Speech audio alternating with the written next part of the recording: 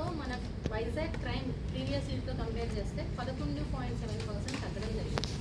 Especially మహిళల మీద నేరాలు నియర్లీ 25% తగ్గడం జరిగింది.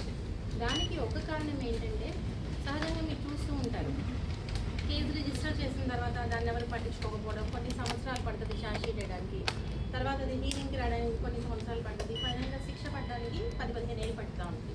దీనివల్ల సొసైటీలో భయం తగ్గడం, ఏమవుతుందిలే ఒక కేసు రిజిస్టర్ అయినా కానీ అని ఒక నిర్లక్ష్య ధోరణి ప్రబలడం, దీన్ని కంట్రోల్ చేయడం కోసము మనం ఈ రీసెంట్ టైమ్స్లో స్పీడీ ట్రయల్ అన్న ఒక కాన్సెప్ట్, అలాగే ఫాస్ట్ ట్రాక్ అనే ఒక కాన్సెప్ట్ కూడా మనం తీసుకోవడం జరుగుతుంది. సో దీంట్లో ప్రతి ఐఓ కొన్ని కేసుల్ని ప్రయారిటీ కింద తీసుకొని వాటి ట్రయల్ ఇమ్మీడియట్గా జరిగేటట్లు జ్యుడిషియరీతో కోఆర్డినేట్ చేసుకొని ట్రయల్ తొందరగా కండక్ట్ చేసి శిక్షలు తొందరగా పడేలా కృషి చేయడం జరుగుతుంది. సో మన police commissioner honourable CP sir Bharati sir మార్గదర్శనంలో చాలా కేసులు వైజాగ్ సిటీ పోలీస్ ప్రయారిటీ కేసులుగా తీసుకోవడం జరిగింది.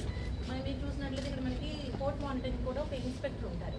సో ఇన్వెస్టిగేషన్ చేసి ఛార్జ్ షీట్ వేయడం ఒక ఎత్తు, అక్కడి నుంచి సాక్షుల్ని ప్రవేశపెట్టడం కోర్టులో వాళ్ళు ప్రాపర్గా విట్నెస్ ఇచ్చేలా చూడడము, ఆ టైంకి విట్నెస్లను ప్రొడ్యూస్ చేయడము, ప్రాసిక్యూషన్లో మన పీపీతో వీళ్ళతో కోఆర్డినేట్ చేసుకుంటూ శిక్షలు పడేలా చూడడం ఇంకొక అంశం. సో వీటినన్నింటినీ కోఆర్డినేట్ చేయడం కోసము మన సత్యనారాయణ గారు కోర్ట్ మానిటరింగ్ సెల్ ఇన్స్పెక్టర్.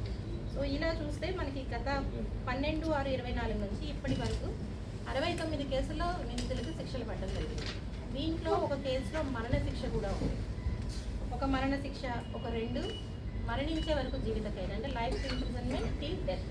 అలాగే ఒక 10 కేసుల్లో అంటే లైఫ్ సెంటెన్స్, ఒక 15 కేసులు 20 years కఠిన